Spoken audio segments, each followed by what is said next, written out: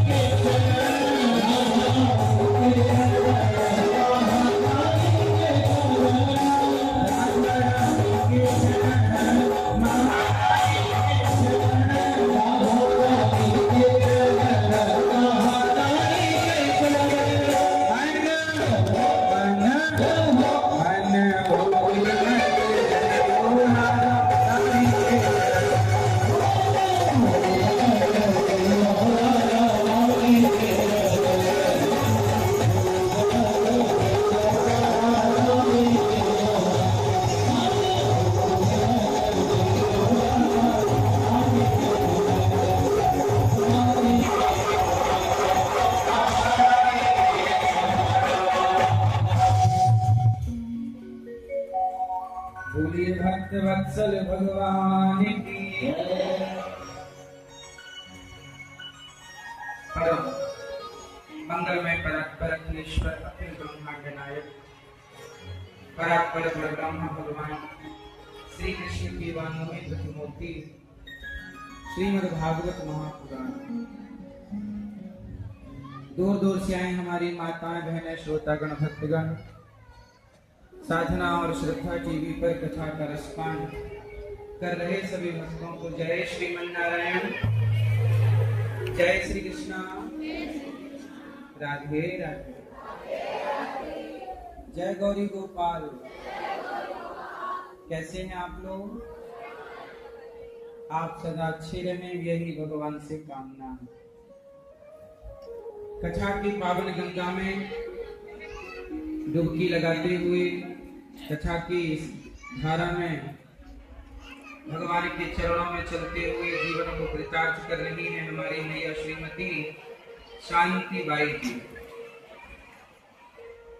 आपके पति स्वर्गीय चेतराम खोजर जी कथा का रसपान वह भी कर रहे हैं जहां हैं, और मैया यहाँ बैठकर सुन रही हैं।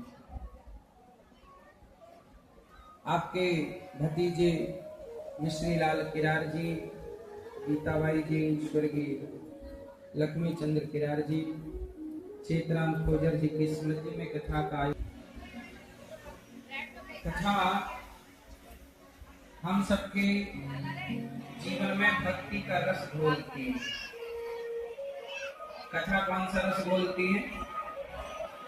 भक्ति का। कल हम लोगों ने सुना कि बहुत छोटी सी आयु में गुरु जी ने भगवान को प्राप्त कर लिया। भगवान को पा लेने की कोई उम्र नहीं है। लड़कपन बहुत अच्छा है। प्राचीन वर्गी को नारद जी ने पुरंजनों का आख्यान की कथा सुनाई और ध्रुव जी मृत्यु के सिर पर पांव रख के भगवान के धाम चले गए। मनु जी महाराज के दूसरे पुत्र हुए हैं प्रियव्रत। प्रियव्रत का विवाह विश्वकर्मा की पुत्री बृहस्पति से हुआ। इनके पुत्र हुए आग्नि और इन्हीं के वंश में हुए भगवान ऋषभदेव जी। कौन हुए? ऋषभदेव जी के 100 पुत्र हुए।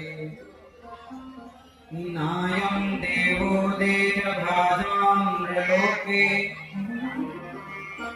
कष्टान् कामान् नरहते विदुजाये तपो दिव्यं पुत्रिकायेन सत्त्वं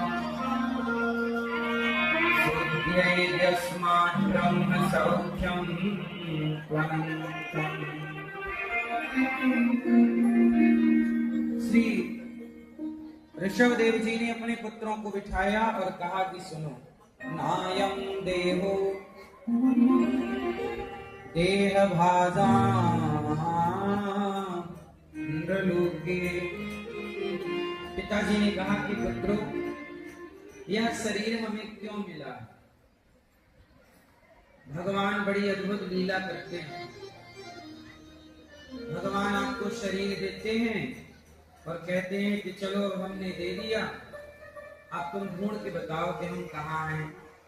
भगवान आपके साथ लुका छिपी का खेल खेल रहे हैं। जब आप छिपते हो तो भगवान आपको ढूंढ लेते हैं, और जब भगवान छिपे तो आप ढूंढते रह जाते हैं। कहाँ छिपते हैं भगवान?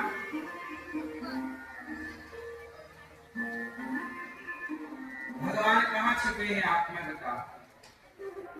जब भगवान की और आपकी एक शर्त लगी, जैसे बच्चे छोटे छोटे खेल खेलते हैं, हम छिपेंगे तो आप ढूंढना, फिर आप छिपेंगे तो हम ढूंढेंगे।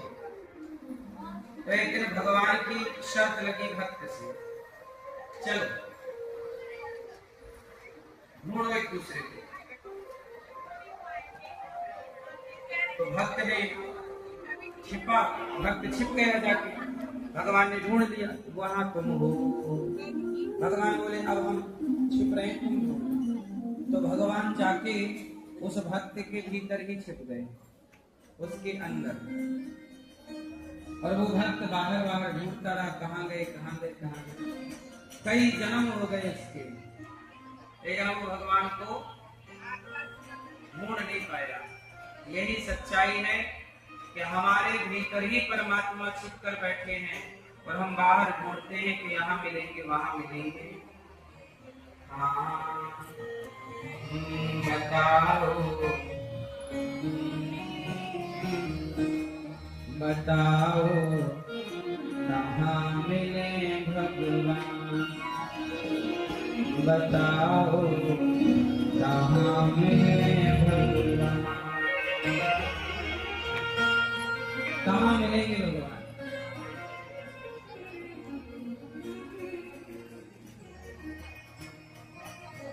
बताओ कहाँ मिले भगवान, बताओ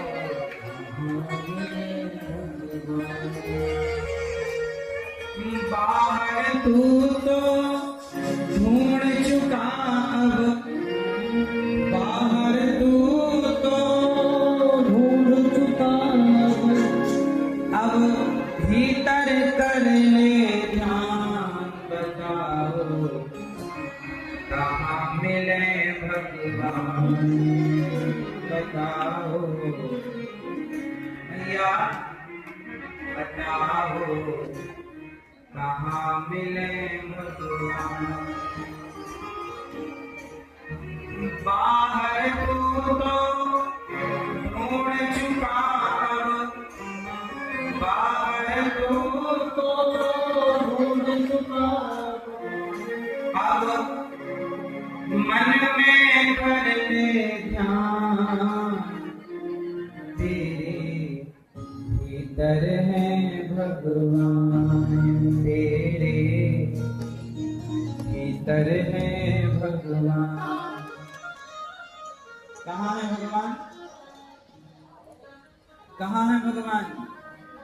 जोर से। अच्छा ये बताओ, दही में मक्खन है कि नहीं है? तो दही के बाहर है कि भीतर है? फिर दही में मक्खन है तो दिखे क्यों ना? कैसे दिखेगा? मथना पड़ेगा, मथानी से। जैसे दही के भीतर ही मक्खन है, पर भीतर से मक्खन निकालने का एक प्रोसेस है। उसे मथिए तो मक्खन आएगा। ऐसे मक्खन जब भी आएगा बाहर से नहीं, दही के भीतर से। ऐसे भगवान जब भी प्रकट होंगे तो बाहर की खोज से नहीं, भीतर की खोज से प्रकट होंगे। इसलिए अज्ञानी बाहर खोजता है और ज्ञानी भीतर खोजता है। ज्ञानी भीतर की खोज क्या है? अपने हृदय में परमात्मा का अनुभव कीजिए, इमेजिन करो, भाव बनाओ, हमारे भीतर भगवान ही है। ध्यान करो परमात्मा का, ध्यान में चिंतन में डूब जाओ।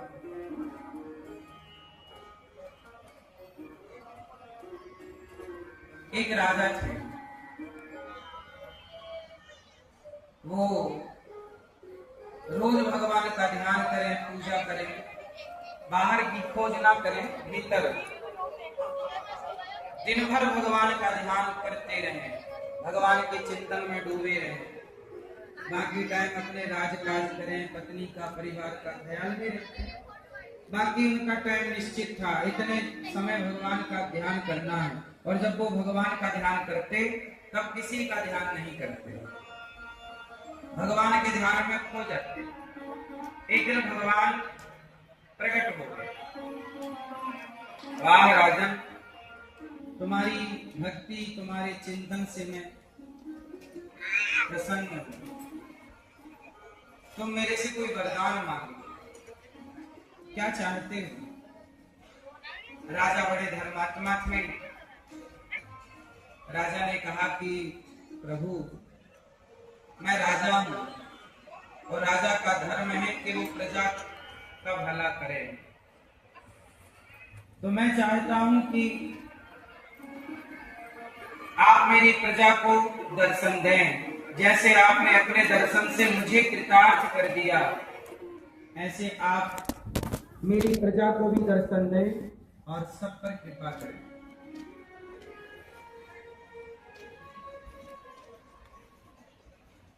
भगवान बोले, भक्ति आपने की है, दर्शन हम आपको देंगे। औरों को दर्शन क्यों दें? राजा बोले, प्रभु मैं आपका दास हूं, मेरी बात मान लीजिए, सबको दर्शन आप दे दीजिए। सब तो भक्ति कर नहीं सकते, लेकिन आपके दर्शन से सबका कल्याण हो जाएगा, सबको दर्शन दे दीजिए। भगवान बोले कि देखो राजन, मैं तो सबको दर्शन देने को तैयार हूं, लोग हमारा दर्शन करना ही नहीं चाहते। भगवान ने ऐसा कहा। राजा बोले, नहीं प्रभु, जब आप दर्शन दोगे तो कौन है ऐसा जो आपका दर्शन नहीं करना चाहता? कहा कि ऐसा ही है, मेरा दर्शन करना ही नहीं चाहते लोग। राजा बोले, ऐसा हो ही नहीं सकता। तो भगवान बोले, ठीक है, कल ले आना सबको, जो जो मेरा दर्शन करना चाहें सबको आप ले आना। जितनों को आप ले आओगे मैं सबको दर्शन दूंगा। अब राजा बड़ा प्रसन्न हुआ। भगवान ने टाइम निश्चित कर दिया कि इतने बजे मैं कल इसी जगह पर सबको दर्शन दूंगा। अब राजा सबको गांव में सबको कहा कि भाई कल भगवान इतने बजे हम सबको दर्शन देंगे, आप सब इकट्ठे हो जाना। सब लोग उत्साह से भर गए कि भगवान का दर्शन मिल रहा है। सब प्रसन्न चित्त से भगवान के दर्शन के लिए चल पड़े। जैसे चले तो भगवान की माया से पैसों के ढेर दिखाई पड़ने लग गए लोगों को। पैसा ही पैसा, पैसा ही पैसा। अब लोग तो पैसे के ढेर में चढ़ गए। पहली बार ऐसा पैसा देखा। राजा बोले, भगवान का दर्शन करने का टाइम हो रहा, चलो। गांव वाले बोले, नहीं महाराज, हम बहुत कर्जे में थे, पैसा मिला है, पैसा समेट लेने दो। पैसे के ढेर से उतरेगी। कुछ लोग उतरे, बोले नहीं पैसा नहीं, भगवान। आगे चले भगवान की ओर, तो जो चले उनको आगे चले तो सोने का ढेर दिखाई पड़ा। सोना ही सोना, सोना। अब तो वो पागल हो गए, इतना सोना सोना सोना। चढ़ गए ढेर में, सोना मिल जाए, सोना समेटने लगे। अब राजा सबको समझाए कि भगवान ने कहा है दर्शन देंगे, भगवान का दर्शन कर लो। ये सोना पैसा बड़ी चीज नहीं है, चलो। बात समझाए, कोई नहीं उतरा।